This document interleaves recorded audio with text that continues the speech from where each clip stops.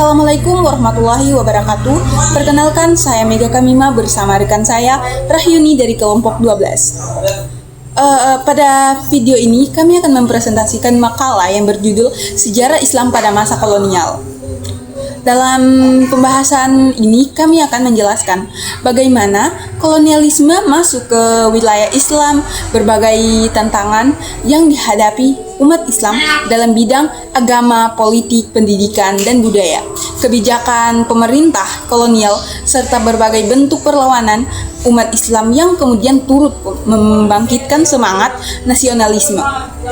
Selanjutnya, saya akan memaparkan bagian pertama dari materi dan selamat menyaksikan. Wassalamualaikum warahmatullahi wabarakatuh. Awal masuknya kolonialisme di wilayah Islam berawal dari kedatangan bangsa Eropa yang memiliki tujuan utama mencari rempah-rempah dan menguasai jalur perdagangan dunia. Tujuan tersebut dikenal dengan istilah gold, glory, dan gospel, yaitu mencari kekayaan, memperluas kekuasaan, dan menyebarkan agama. Peristiwa penting yang menjadi awal perubahan besar adalah ketika Portugis berhasil menguasai Malaka pada tahun 1511. Setelah itu, Belanda melalui VOC dan Inggris melalui EIC mulai memperluas pengaruhnya di Nusantara. Mereka tidak hanya berdagang, tetapi juga ikut campur dalam urusan politik kerajaan-kerajaan Islam. Bahkan, mereka menerapkan politik adu domba atau divide and impera, agar kerajaan-kerajaan Islam saling bermusuhan sehingga lebih mudah dikuasai. Akibatnya, kekuasaan para sultan semakin berkurang dan sistem pemerintahan kolonial mulai menggantikan sistem pemerintahan Islam yang telah berkembang sebelumnya. Setelah berhasil menguasai wilayah-wilayah Islam, pemerintahan kolonial mulai menerapkan berbagai kebijakan yang memberikan tekanan kepada umat Islam. Pada masa Belanda, Islam hanya diperbolehkan berkembang dalam urusan ibadah, sedangkan kegiatan yang berhubungan dengan politik diawasi dengan ketat. Para ulama dan jamaah haji bahkan sering dicurigai sebagai penggerak perlawanan. Pada masa Inggris, kebijakan seperti sistem sewa tanah membuat kehidupan rakyat semakin sulit karena harus membayar pajak yang tinggi. Sedangkan pada masa Jepang, umat Islam memang diberi kebebasan beragama, tetapi kebebasan tersebut hanya dimanfaatkan untuk memperoleh dukungan rakyat dalam kepentingan perang Jepang. Dengan demikian, tantangan yang dihadapi umat Islam bukan hanya dalam bidang agama, tetapi juga dalam bidang politik, ekonomi, dan kehidupan sosial masyarakat.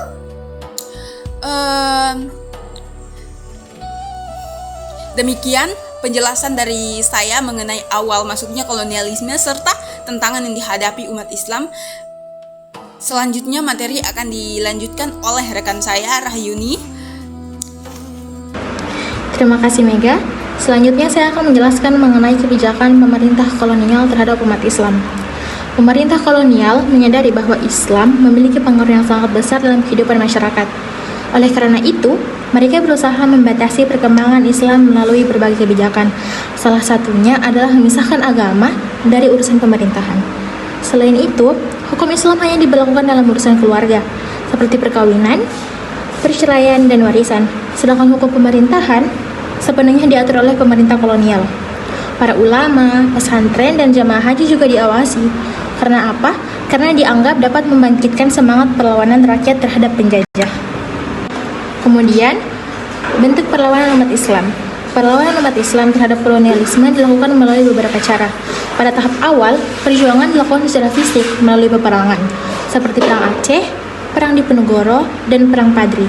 Perang-perang tersebut dipimpin oleh ulama dan tokoh agama yang menganggap melawan penjajah sebagai bentuk mempertahankan agama dan tanah air.